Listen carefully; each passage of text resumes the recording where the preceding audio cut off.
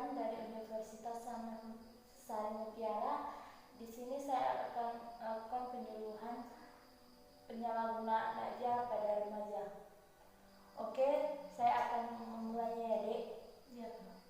Oke, yang pertama kita ketahui najah adalah suatu pola perilaku di mana seseorang menggunakan obat-obatan golongan narkotika, psikotropika, dan zat adiktif yang tidak sesuai fungsinya. Penyalahgunaan najah terjadi karena adanya rasa ingin tahu yang tinggi, yang kemudian menjadi kebiasaan. Selain itu, penyalahgunaan najah pada diri seseorang juga biasanya dipicu oleh masalah dalam hidupnya atau berteman dengan penyalahguna najah. Jadi kita harus memilih teman yang baik dan sehat ya, Dek. Yang kedua, penyebab penyalahgunaan najah. Penyalahgunaan narkoba atau najah umumnya terjadi karena ada rasa ingin tahu yang tinggi. Di sisi lain, kondisi ini juga dapat oleh penderita gangguan mental, misalnya gangguan bipolar atau skizofrenia. Seseorang yang menderita gangguan mental dapat lebih mudah menyalahgunakan najah yang awalnya bertujuan untuk meredakan gejala yang dirasakannya. Selain rasa ingin tahu dan menderita gangguan mental, terdapat juga beberapa faktor lain yang meningkatkan risiko seseorang melakukan penyalahgunaan najah, antara lain memiliki teman yang seseorang pecandu najah. Yang kedua, mengalami masalah ekonomi. Yang ketiga, pernah mengalami kekerasan fisik, emosi, atau seksual, atau memiliki masalah hubungan dengan pasangan atau kerabat dan keluarga. Fase dan gejala penyalahgunaan najah adalah ketika penyalahgunaan najah tidak dihentikan dan terjadi menerus. Hal itu dapat menyebabkan kecanduan. Pada fase ini gejalanya dapat dirasakan berupa, yang pertama kita jelaskan keinginan untuk menggunakan obat terus-menerus, bahkan beberapa kali dalam sehari.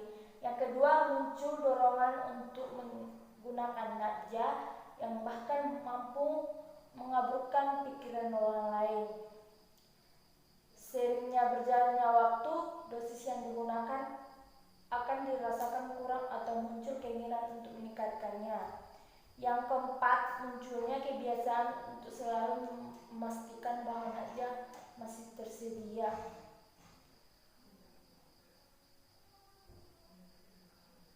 Apabila najah yang digunakan adalah heroin dan morfin, maka gejalanya berupa hidung akan tersumbat, gelisah, keringat berlebihan, sulit tidur, sering menguap.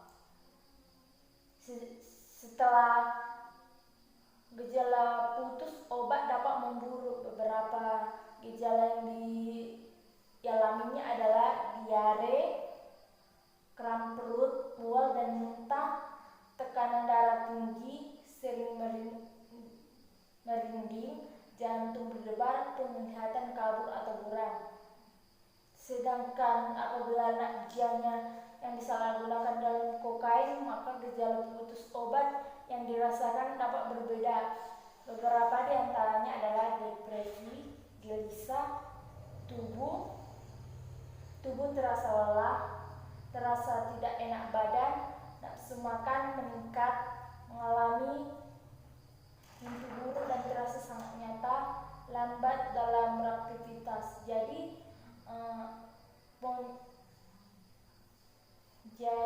yang dirasakan berbeda-beda apabila yang digunakan dalam kokain atau morfin tadi berbeda gejalanya.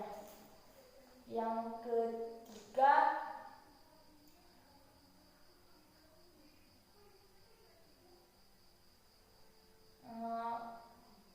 bagaimana cara kita agar tidak terkena penyakit potong. Baik, di sini saya akan menunjukkannya cara mencegah dan menjauhkan dari bahaya narkoba atau nafsa. Apalagi adik masih remaja kan, masih pikirannya masih labil.